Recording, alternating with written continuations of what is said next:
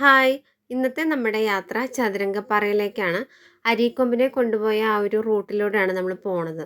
Transport bus ചതുരംഗപ്പാറയിൽ കൊണ്ടുവന്ന് ഇറക്കിയിട്ട് അവിടുന്ന് ട്രക്കിലൂടെയുള്ള വളരെ സാഹസികമായിട്ടുള്ളൊരു യാത്രയായിരുന്നു. 2 വ്യൂ പോയിന്റിലേക്കാണ് അവർ നമ്മളെ കൊണ്ടുപോയത്. ഒന്ന് കള്ളിപ്പാറയിലേക്കും പിന്നെ ഒന്ന് കാറ്റാടിപ്പാറയിലേക്കും. നീലക്കുറിഞ്ഞിയൊക്കെ പൂത്ത് നിൽക്കുന്ന ഒരു മലനിരകൾ അതൊക്കെയാണ് നമ്മൾ കാഴ്ചയിൽ കണ്ടത്. പക്ഷേ ഇപ്പോൾ നീലക്കുറിഞ്ഞി പൂത്തിട്ടില്ല. 12 കൊല്ലം കൂടുമ്പോഴാണല്ലോ അത് പൂക്കണത്. കഴിഞ്ഞ വർഷം പൂത്തിട്ടുണ്ടായിരുന്നു എന്നാണ് നമ്മുടെ ട്രക്ക് ഓടിച്ച ചേട്ടൻ പറഞ്ഞത്. ഒരിക്കലും മറക്കാനാവാത്ത കുറേ നല്ല കാഴ്ചകളും അനുഭവങ്ങളൊക്കെ ആയിരുന്നു ഈ യാത്രയിലൂടെ ഉണ്ടായത്. ഉച്ചയ്ക്ക് ഒരു 2:30 മണിക്ക് ശേഷമാണ് നമ്മൾ ഈ സ്ഥലങ്ങളിലൊക്കെ പോയത്. അപ്പോൾ നല്ല വെയിലുണ്ടായിരുന്നു. എന്നാലും അതിലൊരു കാറ്റും കുളിർമയൊക്കെ ഉള്ളതുകൊണ്ട് അതങ്ങോട്ട് അറിഞ്ഞില്ല. രാവിലെയൊക്കെ നല്ല തണുപ്പായിരുന്നു. പിന്നെ ചതുരംഗപ്പാറയിൽ നിന്ന് നമ്മൾ തിരിച്ചപ്പോൾ തണുപ്പ് തുടങ്ങിയായിരുന്നു. ഈ ഒരു സമയം അത്യാവശ്യം ചൂടൊക്കെ ഉള്ളൊരു സമയമായിരുന്നു. ട്രക്ക് യാത്രയിൽ കാഴ്ചകളിലേക്ക് നമുക്ക് പോവാം. നമ്മളുടെ കൂട്ടത്തിലും വേറെയും കുറച്ച് ആളുകളൊക്കെ ഉണ്ടായിരുന്നു ഈ യാത്രയിൽ. Hi guys. Hello guys. ഞങ്ങൾ കാസർഗോഡ് വരികയാണ്. നമ്മൾ കാസർഗോഡാണ്. വളരെ ഇടുങ്ങിയ ഒരു വെട്ട് റോഡിലൂടെയായിരുന്നു നമ്മളുടെ ഈ യാത്ര. ഓപ്പോസിറ്റ് ഒരു വണ്ടി വന്നിട്ടുണ്ടെങ്കിൽ നമുക്ക് ആകെ കഷ്ടപ്പെട്ടു പോകും. കാരണം വണ്ടി ഒതുക്കാൻ പോലും സൗകര്യമില്ല. ആ സമയത്ത് തന്നെ ഒരു ജീപ്പ് നമ്മളുടെ ഓപ്പോസിറ്റ് വന്നു. ഭാഗ്യത്തിന് ലേശം ഒരു സ്പേസ് അവിടെ ഉണ്ടായിരുന്നു.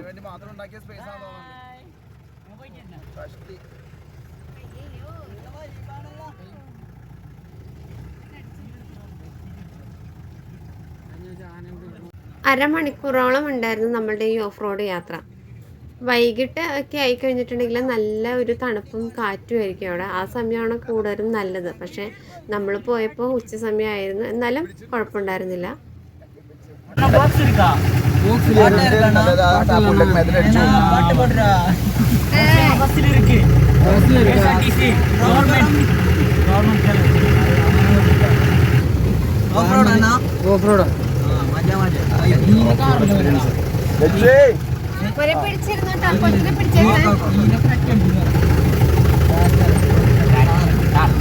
നീലക്കുറിഞ്ഞി പൂത്തപ്പോ ആരെങ്കിലും വന്നിട്ടുണ്ടോ ഇവിടെ? ഇല്ലല്ലോ. കഴിഞ്ഞ വർഷം പൂത്തു. ഈ വർഷം കഴിഞ്ഞ വർഷം 12 കൂടെ വെച്ചു. നമ്മളീ പോകുന്ന വഴിയുടെ ഇടതുവശം കേരളവും വലതുവശം തമിഴ്നാടുമാണെന്നാണ് ആ വണ്ടിയിലത്തെ ഡ്രൈവർ പറഞ്ഞത്. തേനി ആ ഒരു ജില്ലയിലാണ് നമ്മുടെ ഈ കള്ളിപ്പാറ സ്ഥിതി ചെയ്യണത്. അപ്പോൾ അങ്ങോട്ടേക്കാണ് നമ്മളുടെ ഈ യാത്ര. നമ്മളീ പോകുന്ന വഴിയിലൊക്കെ ആനപ്പിണ്ടം കിടപ്പുണ്ട്. ആന ഇറങ്ങുന്ന സ്ഥലമാണ് എന്നാണ് ആ ഡ്രൈവർ ചേട്ടൻ പറഞ്ഞത്. നമ്മുടെ നീലക്കുറിഞ്ഞി പൂക്കണ മലനിരകളാണ് കേട്ടോ ഈ കാണുന്നത്. ഇപ്പൊ കരിഞ്ഞ് ഉണങ്ങിയിരിക്കുകയാണ്.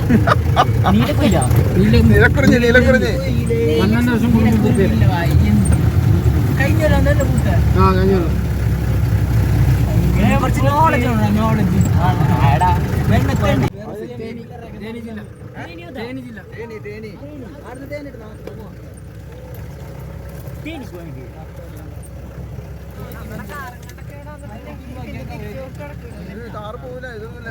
ഓൺലി ജീപ്പ് മാത്രം പോണ വഴിയായത്. നമുക്ക് കാറ് കൊണ്ടുപോകാൻ പറ്റൂല. ഇവരറിയും.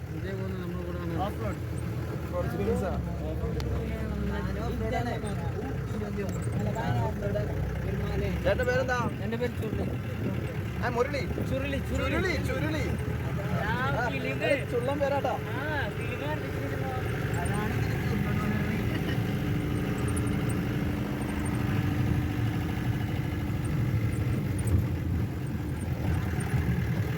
കള്ളിപ്പാറയുടെ ഏറ്റവും ടോപ്പിലേക്ക് നമ്മളിതാ പോയിക്കൊണ്ടിരിക്കുകയാണ്.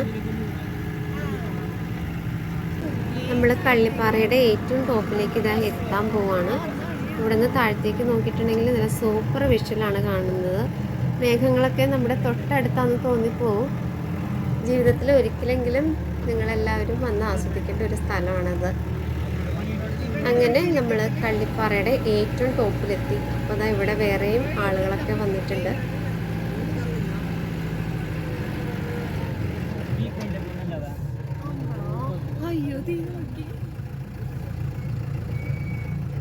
ഇത് തേനി ജില്ല. റൈറ്റ് സൈഡ് തേനി ജില്ല, left side right side Keralam.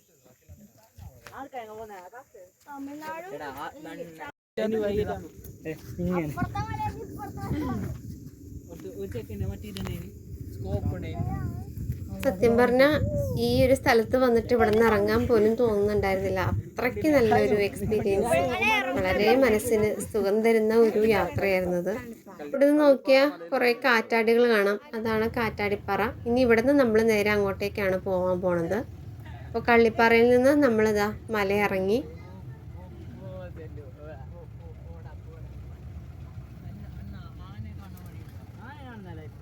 ആനപ്പിണ്ടം കാണിച്ചായിരുന്നു ഇപ്പൊ.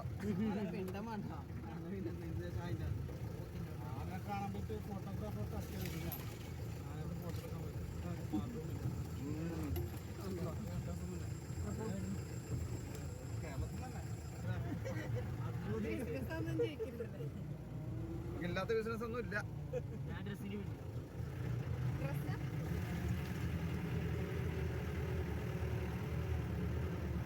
തിരുപ്പൂർ ചോദിച്ചപ്പോ എനിക്ക് തോന്നി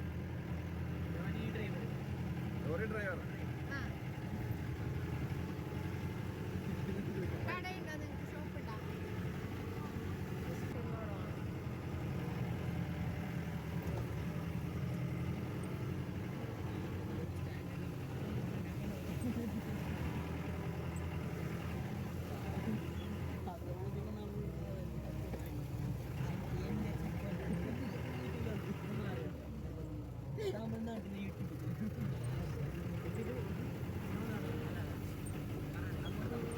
അവിടെ ഇവിടെയൊക്കെ ആയിട്ട് കാറ്റാടി യന്ത്രങ്ങൾ ധാരാളം ഉണ്ട് ഈ സ്ഥലത്ത്.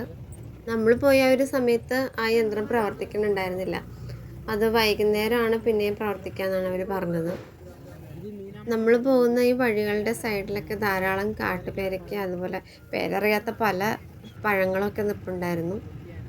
കള്ളിപ്പാറയിൽ പുൽത്തൈലത്തിൻ്റെ ചെടി, അതായത് നമ്മുടെ കീരമ്പുല്ലെന്ന് അതിന് പറയാം, ആ പുല്ല് ഇഷ്ടം പോലെ ഉണ്ടായിരുന്നു. അതിൻ്റെ ആ ഒരു മണം അവിടെ നിറച്ച് പരക്കുന്നുണ്ടായിരുന്നു. KSRTC ബസ് നിർത്തിയിട്ടിരുന്ന സ്ഥലത്ത് നമ്മൾ തിരിച്ചെത്തി. ഇവിടെ നിന്ന് ഇനി വേറെ റൂട്ടിലേക്കാണ് നമ്മൾ പോകുന്നത്. രണ്ടാമത്തെ ആ ഒരു വ്യൂ പോയിന്റിലേക്ക് പോയിക്കൊണ്ടിരിക്കുകയാണ്.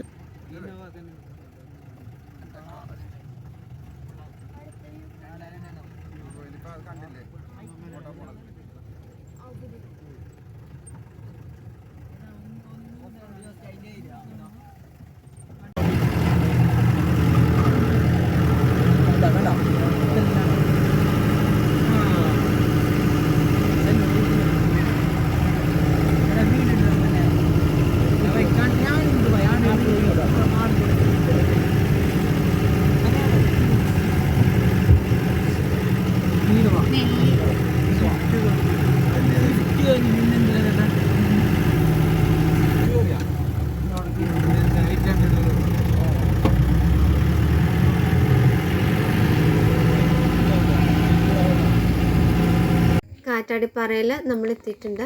ഇവിടെയും ധാരാളം പുൽത്തൈലത്തിൻ്റെ പുൽച്ചെടിയുണ്ട്. എത്ര കണ്ടാലും തീരാത്ത അത്ര മലനിരകളാണ് ഇവിടെ കാണാൻ സാധിക്കുന്നത്. താഴത്തേക്ക് നോക്കിയിട്ടുണ്ടെങ്കിൽ വല്ലാത്തൊരു വ്യൂ ആണ്. നിറയെ കാറ്റാടി യന്ത്രങ്ങൾ താഴത്തേക്ക് നോക്കുമ്പോൾ നമുക്ക് കാണാൻ പറ്റുന്നുണ്ട്.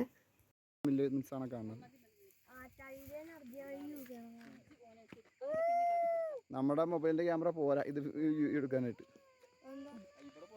വലിയ നല്ല ക്യാമറ വേണം. എന്താ വീസം നോക്കിയ സൂര്യ.